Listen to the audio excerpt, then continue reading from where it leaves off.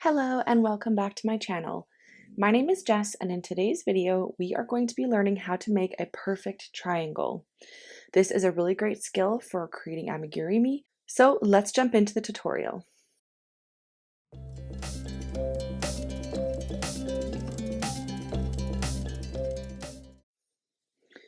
So for today's project I'm just going to be using this Parfait Chunky. I've caked this, but it is the Parfait Chunky in the color Very Berry.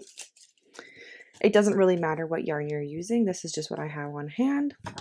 And I'm going to be using my 5.5mm crochet hook. Now, learning how to do shapes is very important if you want to learn how to crochet amigurumi or create patterns. So here I have my duck pattern. This is our Margot Mallard duck pattern. And I just wanted to show you here where I created this triangle. And this is what we're going to learn how to do today on just a little bit of a larger scale. So, learning how to make a circle is really important, and learning how to make different shapes, that's what's going to allow you to create different shapes for your amigurumi, and making a triangle is one of those. So this is what we're going to create today so that you have that skill in your toolbox. When you are going to create a new pattern, you'll know exactly how to create a triangle. All right, so when we're starting on a triangle, we want to have a long base that tapers at the top. So what I like to do is start off with a chain row instead of working in the round, because I just find working in the round is a little bit more difficult. You could work in the round from the point and then go out and then sew the bottom together, but I personally think that this is a little bit easier. So we're going to start off with a slip knot. And now this slip knot, I'm going to chain 11, but this slip knot, you're going to chain whatever you want for the length you want. So for instance, for the duck pattern, I think I only chain like 4 or 5 because it's a lot smaller. So you chain what you think you want for the length, but for this example, I'm just going to chain 11.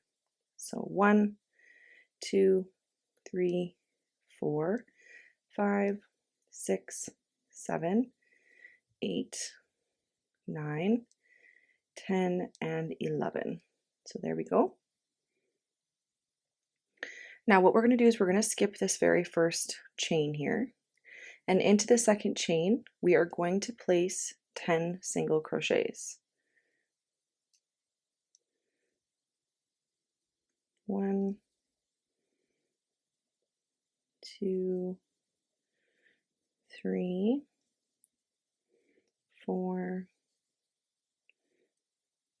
5, 6, 7, 8, 9, and 10. Now what we want to do, because we still want to be working in the round, but we're working kind of like a rectangle, we're going to flip now to this side of our chain and we're going to work more stitches on this side. So I'm going to flip my work over to the side. I personally like to carry my yarn tail through my project when I'm working this way. So I'm going to crochet right over top of it. And on this side, again, we're going to place 10 single crochets. So 1, 2, and I'm just working right over top. 3, 4, 5, 6, 7, 8, 9, and 10. So at this point we should have a total of 20 stitches in our round. All right, so at this point, at the end of round 1, I'm going to place my stitch marker, which I just like to use a scrap strand of yarn. Now the idea with the triangle is that we want to have the edges pointed still and decreasing up to the point, but our long edges here we want to maintain long. So we're not going to do any decreasing on the edges. All the decreasing is going to occur in the corners. So to start off, we're going to do one decrease, and I like to do an invisible decrease. So under this first loop of this first stitch, and then the front loop of the next stitch over, right there, yarn over, pull through both those loops, yarn over and pull through. Next, we're going to do 6 single crochets. 1, 2, 3, 4, 5, 6. Now we are at a corner again here at the edge, so we are going to do 2 decrease stitches. So again, front loop and front loop, yarn over, pull through, yarn over, pull through, and then again, front loop. We're going to do 2 decrease stitches, so I'm just doing the second one now. There we go. Next, we're on the flat edge again, so we're going to just maintain that and do 6 single crochets, same as the other side. 2, 3, 4, 5, and 6, and we're going to end off with a decrease stitch.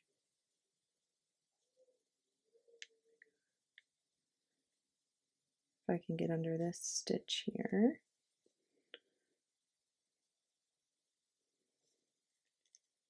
Oh my goodness, get 1 second. Let's try that again. Under the front, under the front. This can be sometimes finicky, but it really does make all the difference to do the invisible decreases. Just like that. Now on our starting one here, the reason I did just 1 and then single crochet 6 and then 2 and then 6, single crochet 6 and then 1 again was because my starting here is kind of in the middle of this corner. So I don't want to do 2 decrease stitches because then I'm going to be working my way into the straight area that we want to keep straight. So right now this is what we're looking like. You can see here our decreasing here and our straights are the same. Now moving on for round 3, I'm just going to do single crochet 16, which is how many stitches we have left after we did our decreasing in round 2.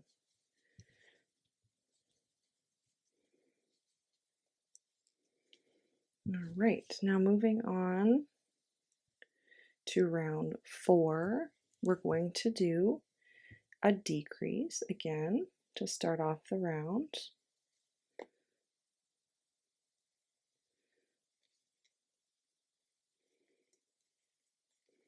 Next, we're going to do single crochet 4. 1, 2, 3, and 4. Now we're at the corner again here, so we're going to do 2 decrease stitches to maintain that pattern of decreasing at the corners. So there's 1, and here's the second. Now we're on the straight again, so we're going to do 4 single crochets, 2, 3, 4, which is the same that we did on the other side. And then we're left with two single crochets left. We're going to do 1 decrease stitch. Oh my goodness, sorry. And at the end of this round, we should have 12 stitches. So that's what we're looking like. You can see that kind of triangle shape forming. All right, now moving on to round 5, we are going to do single crochet 12. 1, 2, 3, 4, 5, 6, 7, 8, 9, 10, 11, and 12.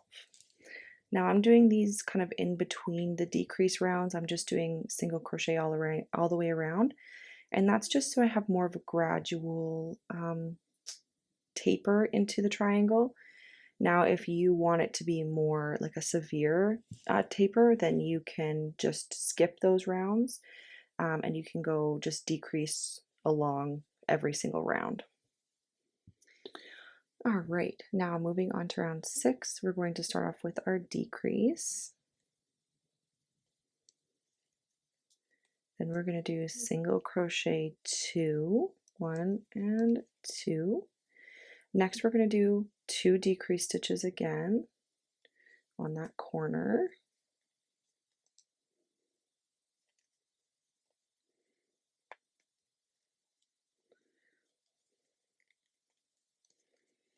Then we're going to do single crochet 2, 1 and 2, and then we're going to do one last decrease stitch.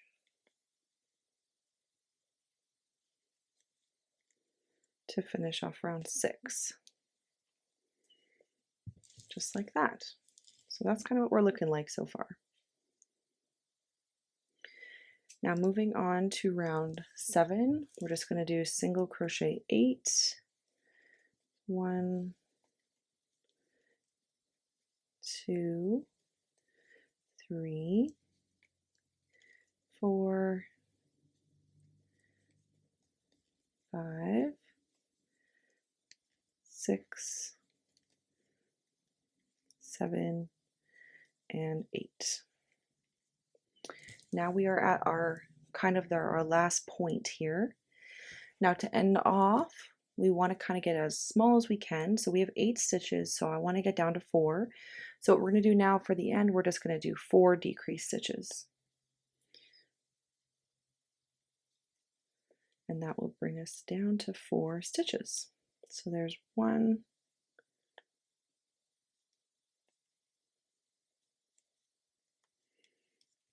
2,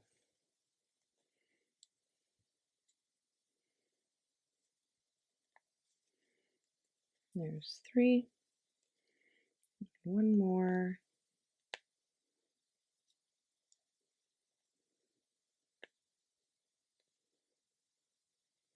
just got to get out of that last stitch there. Sometimes these guys can be really hard to get into. There we go. All right, so I'm just going to remove my stitch marker. I like to just find that next stitch here and place a slip stitch. Got my yarn, and all I'm going to do is yarn over and pull that through to kind of create a little knot there. Then I just like to gather my final stitches to close off this little hole. So I'm just going to go in the front loop of each stitch around, pull through. This yarn's pretty bad for falling apart, so we'll see how this goes. And then I'm just going to basically pull that, and then all I like to do is, see, my yarn is fully falling apart here. That's why I don't necessarily love this Parfait chunky yarn, because it falls apart really easily. I'm going to try and make a knot here, but it's not going to work. So I'm just going to leave it, but normally I would have made a little knot there as well. And there is our triangle. Now, like I said, this one's obviously a little bit big. It would be way too big for my duck pattern. And I just have to weave in my yarn tail here. But learning how to make this shape is going to help you, especially if you're wanting to create amigurumi patterns. You need to know how to create different shapes, and this is how you create a triangle. I really hope this was helpful for you guys. If you have any other shapes you're having difficulty creating, or ideas that you are hoping to see, please let us know in the comments down below. We hope you guys have a lovely day, and we'll see you in the next one. Bye!